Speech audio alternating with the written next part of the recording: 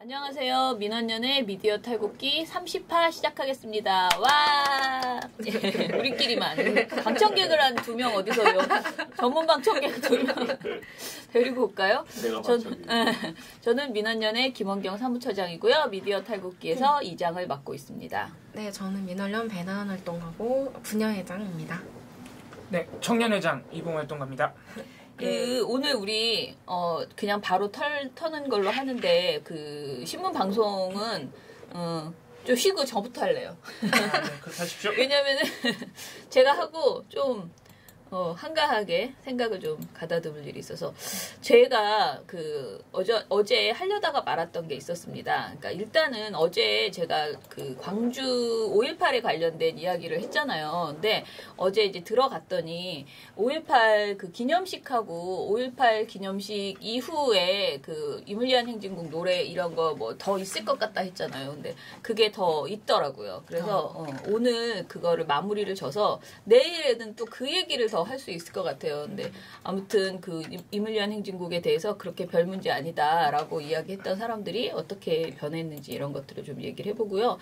오늘은 호남 민심에 대해서 이야기를 해보겠습니다. 사실 이거는 이제 좀 뒤늦긴 했지만 선거마다 사실 우리나라 언론은 모든 선거마다 호남 민심에 대해서 유난히 관심이 많습니다.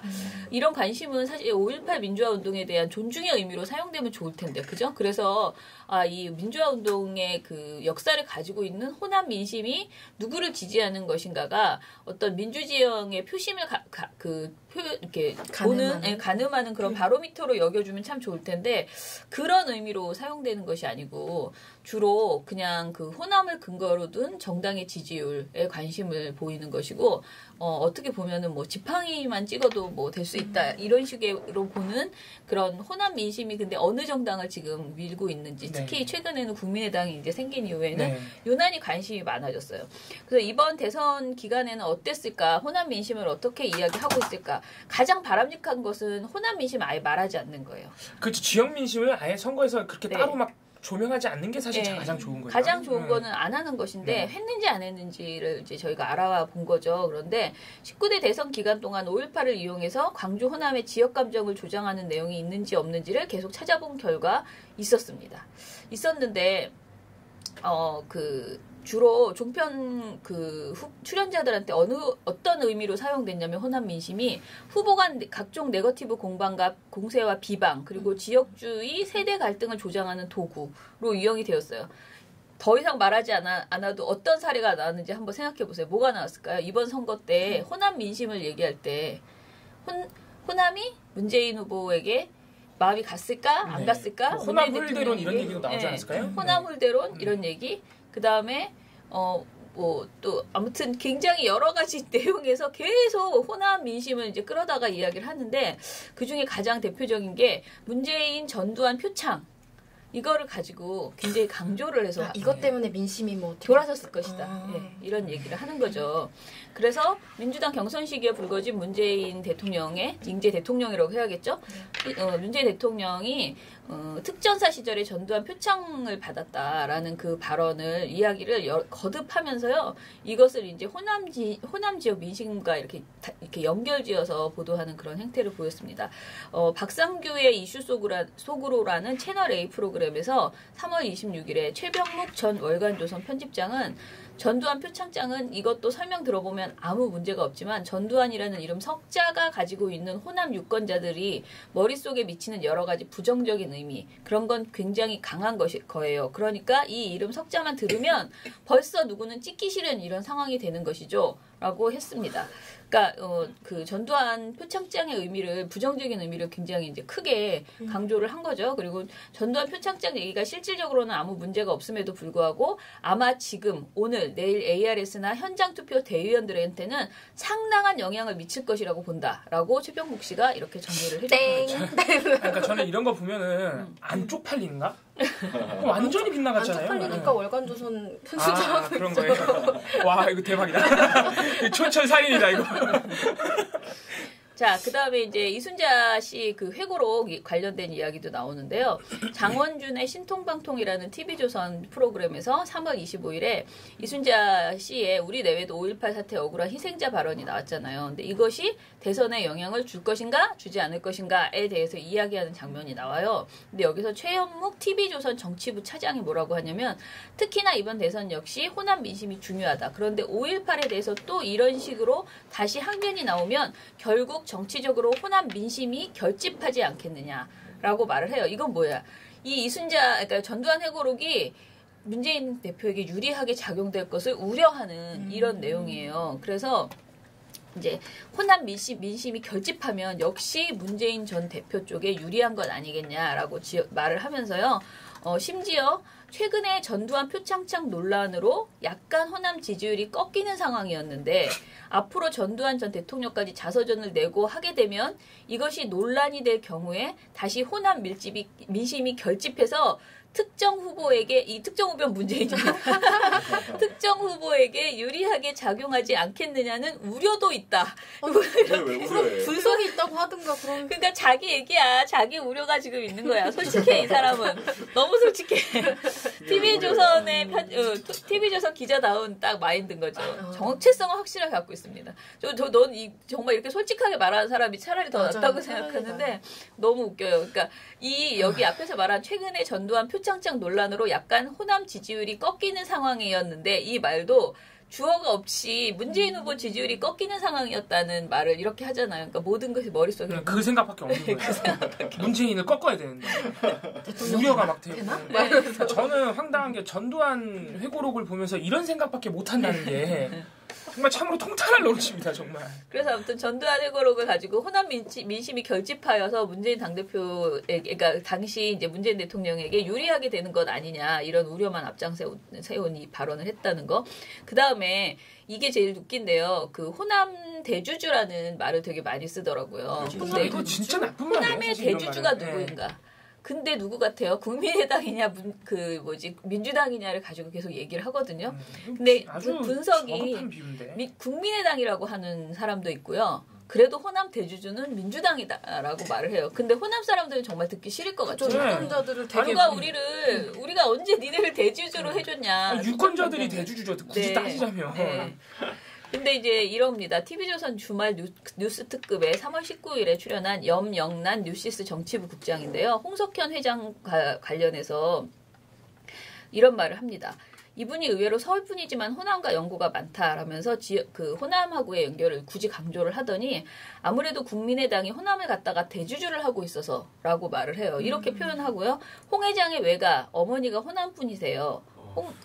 홍석현 회장. 그래서 대단하다, 정말. 홍라희 여사 이름도 전라도의 기쁨의 라와 희자를 썼다는 거예요. 그러니까 전라도의 기쁨이라는 뜻이래, 라희가. 그래서 놀고 있네 정말. 진짜예요? 그런가 봐요. 그건 나 몰라. 이게? 아무튼 이거는 연명남 씨가 한 말이야, 정치부 국장이. 그러면서 후보의 출신 지역을 불필요하게 강조하는 지역주의 발언을 했다라는 겁니다. 솔직히 홍석현 회장이 호남하고 연고가 있든지 없든지 사람들이 지금 그게 뭐가 그렇게 중요한지 모르겠는데 굳이 이런 얘기를 하더니, 근데 제가 강조하고 싶은 건 호남 대주주가 국민의당이라고 말한 거예요. 이 연영남 씨가. 그 다음에 호남 대주주에 대해서 이동관 전 청와대 홍보수석도 말을 또 했습니다. MB 라인이죠? 네, 이분은 TV조선 최희준의 외라는 3월 24일 프로그램에서 민주당 경선에 대해서 얘기를 하면서 호남 강주에서 결국 호남 경선에서 판가름이 날 텐데 실제로 또 이 당의 대주주가 여전히 그래도 호남이거든요. 수도권 출향 인사까지 다 놓고 보면이라고 말을 해서 호남 대주주는 지금 종편에서 보면은 1대1 국민의당 한 표, 민주당 한 표로 나오고 있다. 그런데 그 무엇이든 간에 결국은 지역 감정을 조장하는 그런데 사용하는 그런 표현이더라. 이것이 그런 거고요. 저 궁금한 게 있는데요.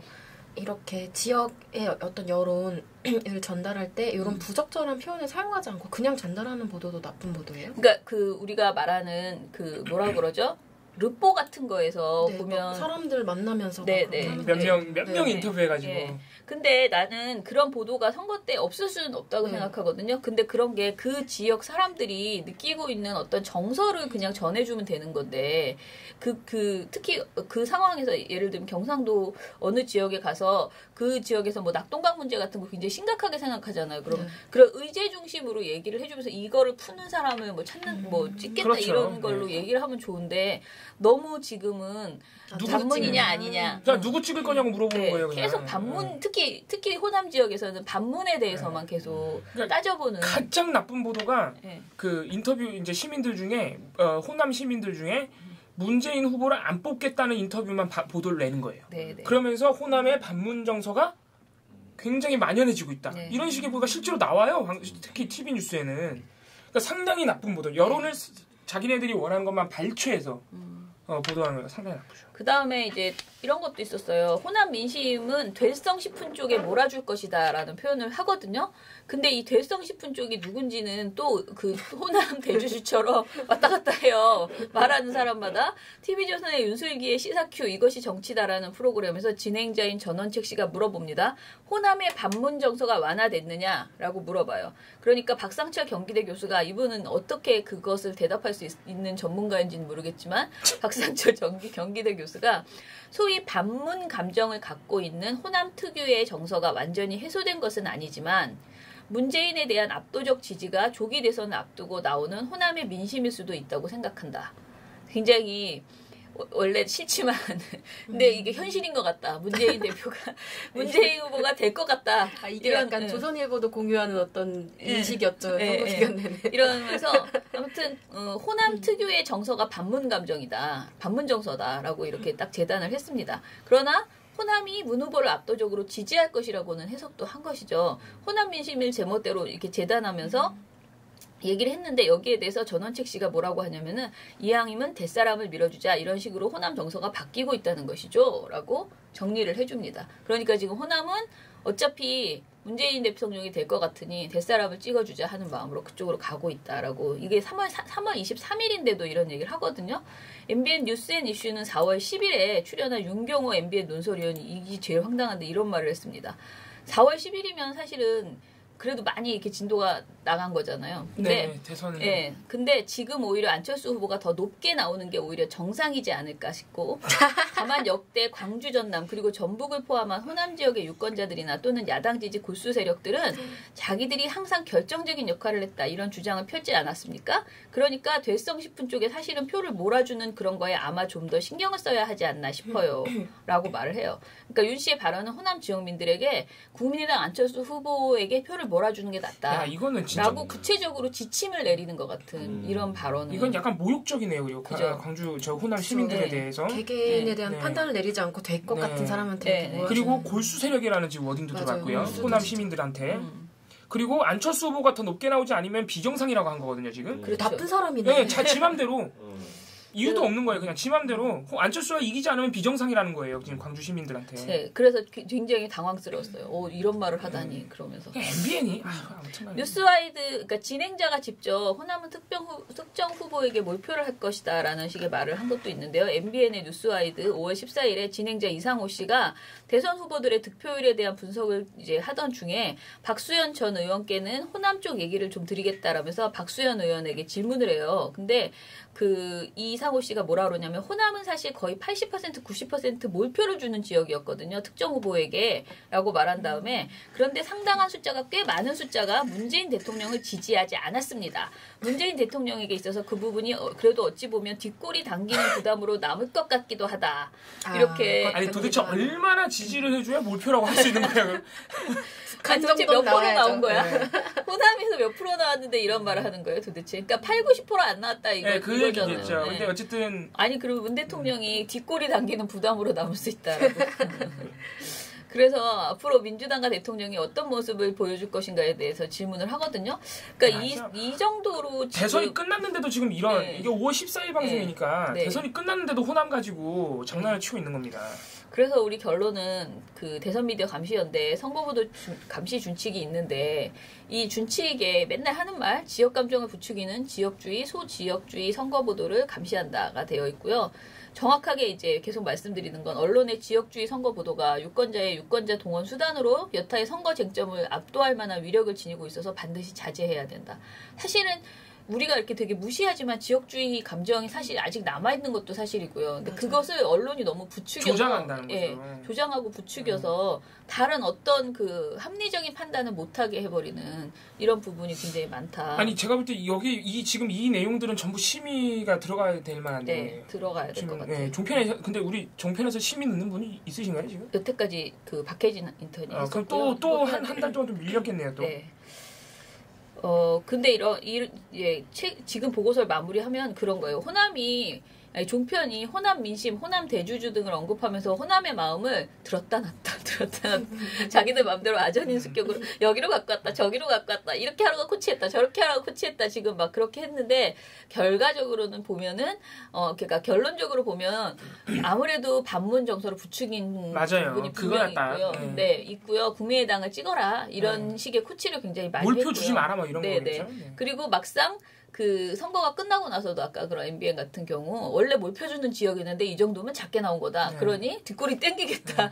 이런 식의 발언까지 하면서 그래서 더 이상 선거에서 진짜 저는 그래서 이제 이거 굉장히 강하게 감시해야 된다는 생각이 든 게 이제 호남 민심을 선거에서 이용하는 것은 더 이상 하지 못하도록 단단히 그 조치를 취해야 된다. 그래서 심의에서도 정말 아까 말한 것처럼 심의 내면 굉장히 그걸 강력하게 써서 내려고 해요. 그러니까 이런 식의 발언들이 실제 시청자한테 그 주는 효과가 있기 때문에 지역주의를 부추기는 발언이 발을 붙이지 못하도록 좀 아주 강하게 모니터를 하고 이걸 여론화해야겠다.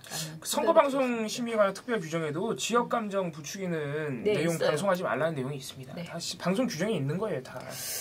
자, 저는 이걸로 마치겠습니다. 네, 저도 얼른 방송 오늘 저는 되게 할 게 없다고 생각했는데 갑자기 할 게 많아져가지고 약간 부담스러운데 뭐 많이들 알고 계시겠지만 이제 MBC 문제가 상당히 심각합니다. MBC가 선거가 끝난 이후에도 굉장히 지금 방송 보도가 문재인 정부의 행보에 대해서 단순히 부정적인 보도가 아니고 왜곡과 폄훼에 가까운 보도들이 이어지고 있는 상황이죠. 제가 어제도 검찰 개혁에 대해서 어떤 식으로 보도하고 있는지, 그러니까 어제 이제 뭐 제가 검찰 개혁에 대해서 굉장히 MBC TV조선 채널A가 비난 여론만 모아서 보도하고 있다는데 좀 어제 말씀 못 드린 부분 중에 하나가 뭐냐면 예를 들어서 윤석열 지검장을 승진시켰잖아요. 그거에 대해서 모든 야당이 다 비판한 건 아니에요. 정의당은 칭찬했단 말이죠. 국민의당이 좀 재밌는데 국민의당은 어떤 대변인은 비판하고 어떤 대변인은 칭찬했어요. 네, 아무튼 재밌는 당이죠. 아무튼 네, 당론이 뭐 하시지 않는. 야당인지 여당인지 매우 네. 아무튼 그런 상황인데 이 MBC TV조선이니까 야권의 비판 보도할 수 있죠. 보도할 수 있는데 야권의 반응은 어떻게 보도하냐면 쉽게 말해서 자유한국당 그리고 홍준표 전 지사 이런 사람들의 비난만 보도하는 거예요. 정의당이 등장을 안 해요. 정의당은 굉장히 칭찬했는데. 진짜 정의당 무시하나? 네. 정의당은 그러니까 그렇게 나는 활용하는. 심지어 논평을 안 냈는 줄 알았어. 그래서. 근데 내가 물어봤잖아, 보고 씨한테. 정의당 논평 안 냈나요? 그러면 왜 이렇게 안 나오죠? 그러니까 정의당도 반응을 냈는데 분명히 환영하는 반응을 냈는데 그거는 보도를 안 해버린 거예요. 그러니까 그런 식으로 보도하면은 굉장히 왜곡된 보도죠, 사실은. 아무튼 뭐 그런 MBC가 그런 상황인데 지금 MBC 내부로 들어가 보면 상황은 더욱더 심각합니다. 많이들 알고 계시겠지만은 MBC가 현재 김장겸이라는 분이 사장인데 김장겸 이전에 안광안이라는 분이었어요. 이 두 분이 지금 엄청나게 기자들이 징계를 때리고 있는데 그래서 이명박 박근혜 정권 하에서 잘린 사람만 10명, 해고자 10명에다가 정직, 어쨌든 똑같이 학교가 아니죠. 저 회사를 못 다니는. 네. 못 다니고 있는 분이 한 82명이래요. 그러니까 82명? 네. 다 합하면 한 100명 된대요. 네. 그래서 아무튼 지금 그 정도로 MBC가 조금만 열심히 일하는 기자들은 전부 잘라내고 있다. 이렇게 보시면 됩니다. 장난 아니야. 네. 일 잘하는 사람 다 쫓아내는 거예요. 진짜로. 그리고 거기 뭐 어떤 사람들이 채워지냐면은 흔히들 알고 계신 시용 기자. 이분들이 뭐냐면 말로만 경력직이지 그냥 막 데려다 쓰는 겁니다. 쉽게 말해서. 네. 네. 경력직은 맞아요. 경력직이면- 근데 약간 보수적인 매체에서 일하시던 분들이 대부분, 그러니까 중요한 거는 성향, 정치 성향이 일단은 좀 정확하게 충성 맹세를 하고 네, 정확하게 좀 일하니까. 보수 쪽의 분들이 많고 뭐 그렇다는 네, 거예요. 그리고 전문성이 떨어진다는 지적도 있습니다. 그러니까 법조가 아니었던 분을 법조팀에 갖다 놓는다든가, 말 그대로 정치 성향 때문에. 그렇죠. 네. 네. 근데 이런 일들이 벌어지고 있는 거죠. 그래서 지금 MBC가 지금도 여전히 기자들을 탄압하고 있다는 게 또 얼마 전에 또 무더기 징계를 내렸습니다. MBC가 19일이면 얼마 안 됐죠? 지난주 네. 금요일인가 그럴 겁니다. 인사위원회를 열어서 또다시 무더기 징계를 내렸는데 그 몇 명이 아주 화려합니다. 정말 징계 사유들이. 그래서 먼저 말씀드리면 송일준 PD라는 분이 있는데 이분이 출근 정지 및 근신, 감봉 1개월 이런 징계를 받았는데 이유가 뭐냐? 회사의 허락을 받지 않고 미디어오늘과 인터뷰를 했다. 이런 사례가 예전에 있나요? 많아요. MBC는 많아요. 지금, MBC는 네, MBC는 많아요. 네. MBC 징계사에 네. 네. 그래서 다들 그 인터뷰를 안 하니까 입장을 말을 안 네, 하죠. 못하는 거예요. 못하는 거. 혹시 송일준 익명으로 PD 굉장히- 해도 네. 막 캐내나요? 익명으로 그럴 것 같은데. 익명으로는 또 잘 안 하죠 인터뷰라는 거는. 근데 이 송일준 PD는 PD 수첩을 진행했던 굉장히 유명한 PD잖아요. 근데 참 지금 나이가 몇인데 아직도 이런 징계를 받고 몇이에요? 있다는 게 아니 지금 그 최승호 PD랑 이런 급이 같은 분인데 이런 이유로 네. 고작 인터뷰 하나 했다는 이유로 네. 이렇게 된다는 게 참 어이가 없네요. 정말 이건 황당한 일이에요. 군부독재에서나 하는 일이죠. 인터뷰했다, 회사 허락 안 받고 인터뷰했다는 이유로. 사실 따지고 보면 방송가에서는 이런 게 굉장히 황당한 일인데 아시는 분들은 아시겠지만은 이 특정 기업을 거론해도 될지 모르겠는데 아무튼 거론 안 하겠습니다. 예. 네. 대형마트들 있죠. 제가 오마이뉴스에 민원연 일하기 전에 오마이뉴스에 기사를 하나 쓰느라고 대형마트들을 몇 군데 이렇게 취재를 하고 다녔는데 거기 이제 일하시는 비정규직들 인터뷰를 좀 하고 싶어가지고 인터뷰 요청을 했는데 하나같이 하는 말이 회사에서 하지 말라는 거예요. 이런 일들 사실 비일비재하게 하면 회사에서 인터뷰를 못하게 하는 거예요. 원래 일반 사기업 같은 경우는 그런 인터뷰는 그렇죠. 다 회사행위에 해당돼서 네. 징계 사유가 되긴 네. 하는데. 사실 그것도 부당한 거예요. 네. 사실 그것도 부당한 건데 공영방송이라는 데가 이러고 있으니까 더 황당한 거죠. 네. 아무튼 그런 상황이고 또 다른 분들 말씀드릴게요. 이것도 재밌는데 재밌다고 하면 안 되죠. 참담한데 시사 매거진 2580에서 세월호 아이템을 다뤘다는 이유로 주의와 감봉 1개월. 또 6월 항쟁 다큐멘터리를 준비했다는 이유로 김만진 PD라는 분인데 역시 감봉 1개월. 뭐 이런 식으로 그러니까 아이템을 다뤘다는 이유예요. 그냥. 네. 근데 이제 사유가 돼요. 네, 그거는 세세하게 약간 와. 그 아이템을 내 월급 내고서 만드는 그런 느낌 아니에요? 그러면 네. 감봉. 그래서 좀 세세하게 따져보면 이제 세월호 아이템 다뤘다는 분은 이제 조이명 기자라는 분인데 담당 국장의 부당한 지시를 거부했다는 이유로 그러니까 세월호 인양 아이템을 다루는 과정에서 또 개입이 들어왔겠죠. 우리 조울성 기자 제작에. SBS 사례처럼 그거를 거부했더니 징계를 때린 겁니다. 그리고 김만진 PD 6월 항쟁 다룬 거는 그거 다큐 만들지 마 했는데 그거를 만들어서 네 만들지 마 했는데 만들어서 징계 맞았대요. 정말 황당하죠. 진짜 뭐라고 네. 해야 될지. 또 MBC의 김세희 기자 아주 유명하죠. 네, 이분. 이분 막 인터뷰 그분이 좀- 징계받은 거 아닙니다. 네. 그래요? 네. 이거 정말 충격적인데? 아니, 그분 그거는 때문에 다른 사람이 안 징계받았습니다. 받을 것 같아. 이분은 비호를 받고 칭찬을 받겠죠. 이분이 막 인터뷰도 조작을 하고 막 일베 글 쓰고 네. 막 이렇게 태극기 집회 가서 막 사진 같이 찍고. 집회하고 자랑스럽게 사진 찍고 이런 분인데 이분에 대해서 문제 제기를 했다는 이유로 출근 정지 20일 김희용 전 기자협회장. 대박이다. 이건 네. 진짜 대박이다. 근데 이 인터뷰 조작은 진짜 인터뷰 조작으로 보이거든요. 네. 김세희 기자가 했던 방송 아니 그분은 보면. 페북에 올리는 글만 봐도 회사 행위로 제가 봤을 땐 징계 지금 회사 행위가 네. 맞죠. 엄연히 따지면. 근데 이분에 대해서 문제 제기를 했다는 이유로 출근 정지 20일. 와. 이런 거 정말- 공우 씨한테 해주면 엄청 좋아하는 거 아니냐? 출근 정지. 네, 저는 좋죠. 꿀 빠는 거죠 또. 네, 저도 그러면은 아니 월급이 안 나올 텐데. 아 진짜? 월급이 안 나오는 이거 거야? 징계라서 아마 월급 안 줄 거예요, 진짜. 안 되겠다. 그러면 안 되겠다. 그러면 안 되겠네요. 알바 구합니다. 말해서 갑자기 아무튼 슬퍼지네요. 간에. 네. 더욱더 제 마음이 MBC 기자들과 함께 참담해지는데.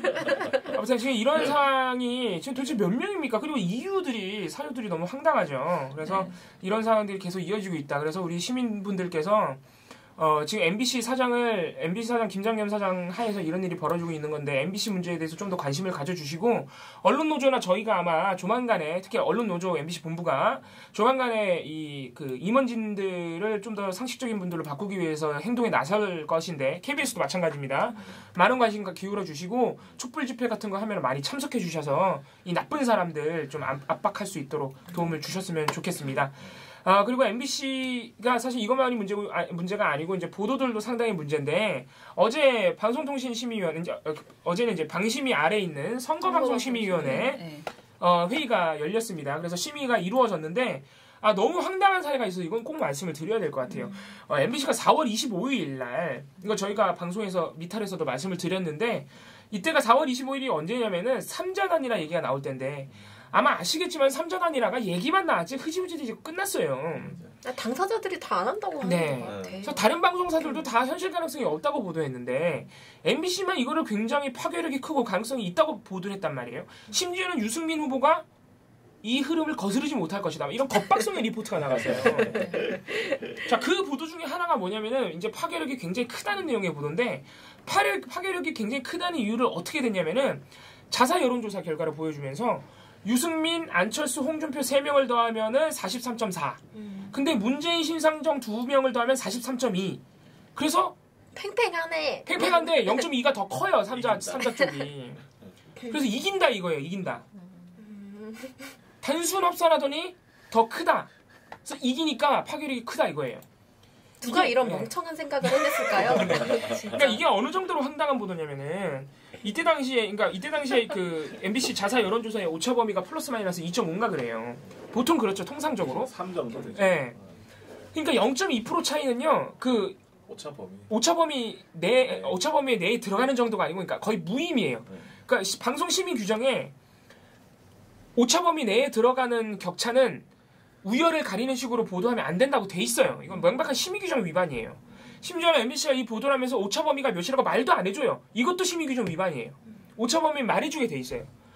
그리고 다들 뭐 아시겠지만은 이렇게 판세를 분석하면서 지지율을 단순 합산한다? 심지어 단일화를 분석하면서 이거는 말도 안 되는 얘기죠. 뭐 단일화 한다고 해서 단일 후보 쪽으로 모든 지지자들이 옮겨간다. 이런 거는 상당히 위험한 분석이기 때문에 사실 비과학적이고 비상식적인 보도입니다. 사실 이런 식으로 보도를 하면요. 뭐냐면은 가장 큰 문제는 일단 시청자를 굉장히 바보로 본다. 시청자를 우롱하는 거예요. 너네 이거에 속을 거잖아. 사실 이런 거거든요. 이런 선동에도 속을 것 같은데? 근데 저도 사실 집에서 그냥 TV 보고 있으면 그러니까 이게 문제예요. 저도 그렇단 말이에요. 가능성이 있겠는데. 저도 보면서 3시 합치면 더 크긴 하네. 그러다 정신 차리는 거예요. 잠깐만, 그게 아니잖아. 정신 차리고 보게 된다는 거죠. 전 정신 안 차리고 계속 말해서. 아니 저런 것 때문에 리얼미터 고소당한 거 아니에요? 그러니까요. 리얼미터는 그러니까 지금 MBC가 저지르는 이런 식의 짓은 하지도 않았어요. 리얼미터는 심지어 그냥 그 여심이 있죠. 여론조사 공정심의위원회. 여기에 미리 신고하지 않고 방송했다는 이유로 과태료를 막 1,500원씩 만든단 말이에요. 행정적인 문제가 좀 그렇게 맞는데. 근데 지금 여론조사로 이런 식의 장난을 쳤는데 어제 우리 선거방송심의위원회에서 이거를 문제없음을 기각을 내렸어요. 기각을. 나쁜 사람들이네요. 정말 좀 참을 수가 없네요. 말해서. 황당한 건데. 기각이면 어떻게 되는 거예요? 기각이면은 이거 민원을 저희가 넣은 건데 민원을 그러니까 문제 없음은 뭐냐면은 논의를 해봤는데 우리 심의위원들이 전부 이 정도는 괜찮다 해서 문제 없음이에요. 기각은 뭐냐면은 안건이 올라오긴 왔는데 이거는 안건의 축에 들지도 못한다. 이거예요. 근데 이게 왜 기각이 됐는지 나는 잘 모르겠는데. 이것도 말씀을 드려야 되는데 논의 과정이 너무 이상한 거예요. 어제 저희 이제 협동사무처장님께서 회의를 갔다 오셔서 이제 회의 과정을 타이핑을 해오셨는데 회의 과정이 너무 이상한 게 한 3명 정도의 심의위원은 굉장히 법정 제재를 주장하셨어요. 이거 굉장히 문제 있다. 심지어 제가 방금 말씀드린 시청자 우롱이라는 워딩도 하셨고 단순 합산하면 안 된다. 그리고 오차 범위 이런 거 다 규정에 있는데 왜 보도를 안 해주냐. 그래서 3분 정도는 법정 제재를 강하게 요구하셨고 한 3분 정도는 문제가 없다고 주장하셨어요. 그 문제 없음 주장한 사람들 이름 까야 되는 거 아닙니까? 문제 없다는 거에 근거가 있어요? 근거가 없네. 그게 제일 큰 문제인데. 자, 그거를 말씀드릴게요. 자, 문제 없다는 분의 그 워딩을 제가 말씀드리면 단순 합산을 한 거죠. 산술적으로 합한 건데 크게 잘못했다고 생각하지 않습니다. 그러니까 이런 말을 한 사람은 이름을 까고 책임을 물어야 돼요. 네, 이런 사람은 여기 있으면 안 되는 어차피 사람이고. 저희가 이거를 나중에 이제 아직 저 선거방송심의위원회가 안 끝나서 보고서가 안 나오는데 또 내가 써야 되네. 아무튼간에 그 끝나면 저희가 보고서를 했는데 거기 저희가 실명을 다 까기 때문에 김혜송 심의위원이라는 이분은 뭐 하시던 분이에요? 그거를 저희가 좀 알아봐야 돼요. 그죠? 보고서 쓸 때는 저희가 다 알아보고 거기다 써드리는데 또 어떤 분은 뭐라고 했냐면은 이기배 심의위원이라는 분인데 오차범위 표기 안 했고 뭐 단순합산 전제했다. 이 보도의 중심은 비문재인 연대 파괴력에 대한 기사인데 뭐 이런 말 하시더니 이런 정도는 문제 없다고 생각한다. 결론은 그러니까 뭐 근거가 없네. 왜 문제점들을 말해놓고 이런 정도 문제가 없다는 거예요, 그냥. 근데 느낌적인 단순히. 느낌으로는 괜찮아, 네. 막 이런 문제는 거예요. 있지만 괜찮아, 괜찮다. 넘어가자. 그게 무슨 말이야? 그러니까 아무튼간에 저는 이런 사람들의 이름을 깔 뿐만 아니라 이 사람을 누가 추천했는지도 확인해서 책임 물어야 되니까 망신을 줘야 된다고 생각해요, 진짜. 누가 이런 사람들을. 그러니까 3명은 법정 제재를 주장하고 3명은 이런 식으로 문제 없음을 주장한 거예요. 근데 위원장이 뭐라 그러냐면은 법정 제재를 주장하시는 쪽과 문제 없다고 주장하시는 쪽이 양쪽 다 정족수가 안 된다. 자, 정족수가 안 되니 기각하자예요. 정족수가 몇 명? 예. 정족수가 여기 어제 부위원장이 안 오셨대요. 참가를 안 했대요. 그러니까 부위원장이 안 되니까 부위원장 의견이 일단 없으면은 이날 사실은 정족수가 넘으려면 그러니까 지금 4명이 아마 과반이겠죠. 예. 4명일 거예요. 예. 과반일 텐데. 근데 그래서 어제 경고가 SBS 보도 경고 나왔잖아요. 확정됐잖아요. 그러니까 그거는 전원이 다 경고를 이제 얘기했으니까 된 거고. 예.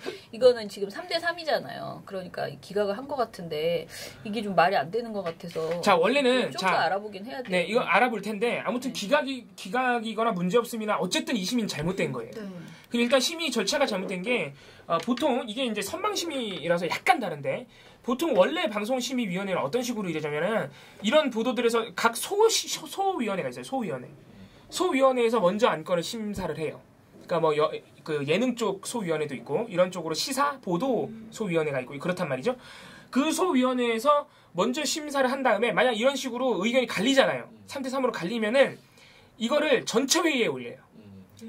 각 소위원회가 아니고 그 위원들이 다 모인 그 이제 전체 회의에 안건을 상정한단 말이죠. 그래서 거기서 이제 다시 논의해서 징계를 내리든 아니면 뭐 그냥 행정지도에 그치는 여기는 그냥 전체가 전체 회의를 하고 있다. 근데 이거는 소위원회 체제가 아니라 없어요. 애초에 그냥 선방심이니까 소규모잖아요.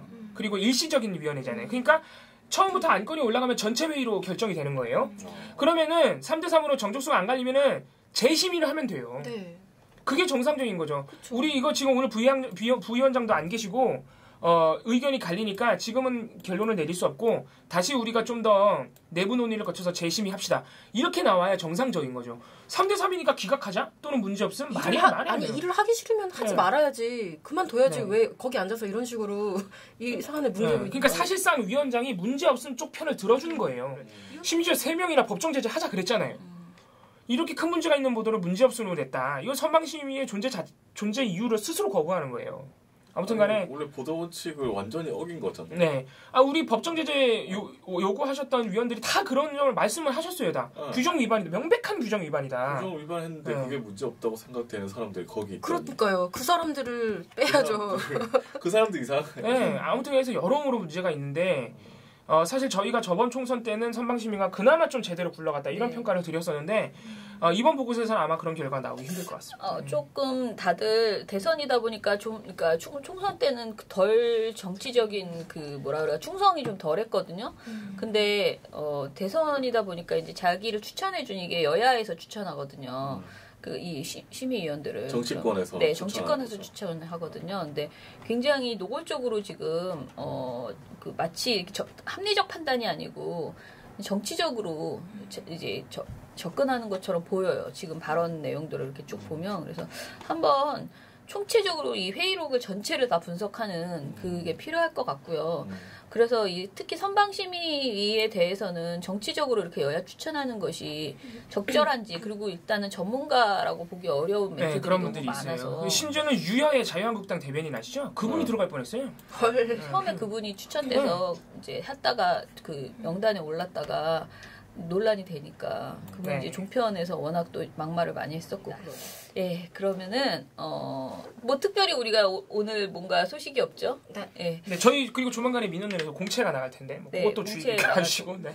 그리고 또 그것도 있어요. 저희가 6월 6일 날 연극 손잡고에서 하는 그 손잡고라고 해서 비정규직 노동자분들 노동자 지원하는 그 프로젝트 있잖아요. 예전에 노란봉투 그 프로젝트 그 팀에 그 있는 간사가 우리 민원연 간사였거든. 방송모니터위원회 간사였어요. 방송 모니터하던 간사였는데 그 친구가 나가서 지금 손잡고에서 하는데 그 친구가 그 연극 전 한번 봤어요. 그런데 연극의 내용이 그 뭐라 그러지 해고 부당한 해고 이런 내용이거든요. 그래서 굉장히 슬퍼요. 근데 그게 매번 초대 손님을 불러가지고 그 대화를 나누는데 해고된 사람들을 불러서 대화를 나눠요. 근데 보통은 그러니까 해고자와 그 해고자의 변호인들 뭐 이렇게 해서 몇 명이 나와서 이제 하는데 이번에 MBC 차례로 해서 6월 6일 날 연극을 하는데 MBC에서 지금 노조위원장은 못 나가고요. 왜냐면 제 MBC에 워낙 어디 가서 그런 행동을 하면 다 징계를 받기 때문에 무조건 징계니까.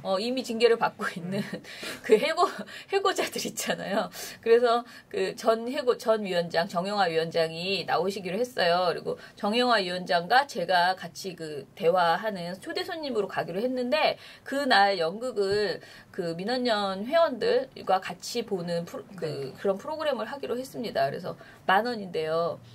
보고 같이 네, 저희가 매년 이 행사를 하는데 참 반응이 좋으니까 우리 청취자 여러분들 중에서도 혹시 회원 아니시더라도 저희 휴일이에요. 근데 6월 6일 손잡고에서 하는 연극 제가 제목을 정확하게 모르겠는데 매일 똑같은 내용이어서 근데 손잡고에서 하는 연극이고요.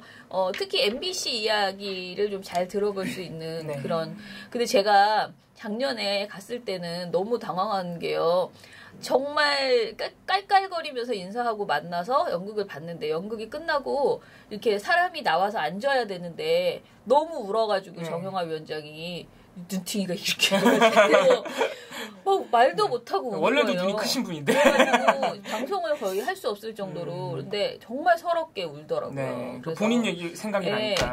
그래서 근데 거기 오시는 모든 그 노동자들이 그 연극을 보고 나서 다 그런 연극 울어요. 속에 있는 내용과 자기가 막 이렇게 겹쳐지면서 되게 슬퍼하셔서 저는 같이 그거 연극 보면서 노동계 이야기 그리고 MBC 이야기 같이 나눠볼 수 있는 제가 정확하게 연극 시간과 뭐 이런 거를 오늘 웹자보를 만들어서 공유하려고 하거든요. 그러니까 관심 있으신 분은 10,000원과 플러스 알파 가지고 오셔서 시원한 맥주를 한 잔. 그 회원 아니시더라도 문의해 주세요. 같이 볼 수 있으니까 같이 보는 그런 행사를 해보겠습니다. 자, 그러면 민원연의 미디어 탈곡기는 네, 죄송합니다. 민원연의 미디어 탈곡기는 내일도 열심히 털어드리겠습니다. 탈탈탈. 안녕.